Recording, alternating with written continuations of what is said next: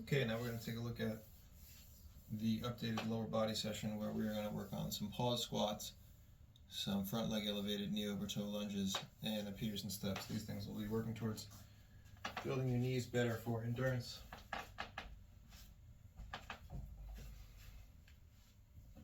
So we'll grab a couple kettlebells just to do a couple of variations here that I enjoy. So the first variation, we just grab a single kettlebell, bring it to the chest, and we're going to get our feet a comfortable distance apart, and we're going to look to sit back on our heels with our back as upright as possible. So the kettlebell in front helps the counterbalance to pull me forward so I can sit more deeply and lean back. If I bring it out further, I can lean back further and sit more deeply, closing the space between my glutes and my heels. That's my goal. Also, sometimes I like to push to open up my groin so I can activate. I'll pull my hips apart, but also push so I can get that extra activation and mobility there. Then I'm going to wait down here for at least 5 seconds before coming up to the top. So we go down, we count to 5,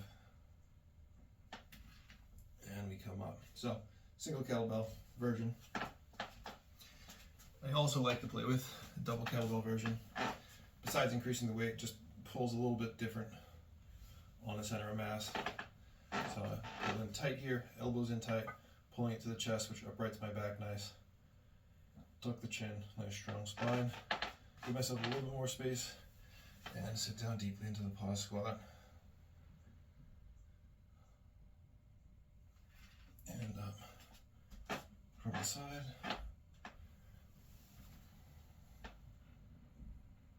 I'm trying to allow myself to get as deep into it as possible. Sometimes relaxing a bit at the bottom to get better closure before squeezing the muscles, squeezing the glutes, coming up to the top. So we can do sets of 5 or 10 here. We're not really going for muscular fatigue as much as we are in trying to improve our depth here. So the next move we'll look at is the front leg elevated lunges or split squats. So I have my 2-step here for elevation, and so I will step to it, try to sit on this heel as the knee comes all the way forward. My heel comes up as much as necessary. I don't have to point it. I let my heel stay as close to touching as possible, but driving the knee forward. I also want to keep the back leg as straight as possible here. Sometimes a light weight can help with balancing it because our natural body weight pattern can misfire, so holding something right at the shoulder can actually make the stability a lot easier than it does for me.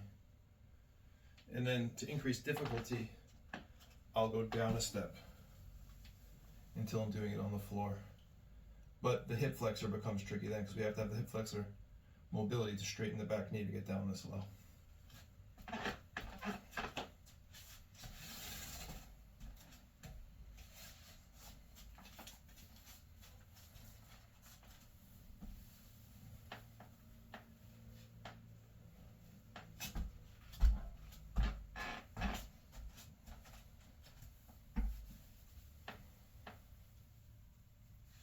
So back leg as straight as possible, sitting on the heel as much as possible, knee forward, over the toes, and then pushing back, and repeating.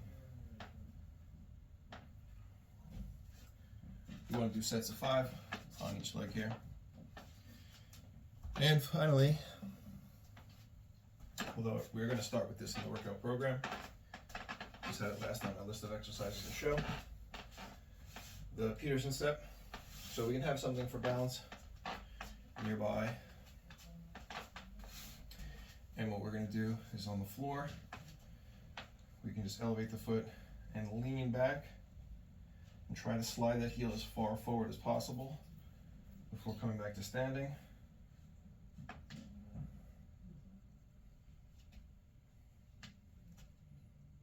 Once these are easy enough, we can elevate the situation.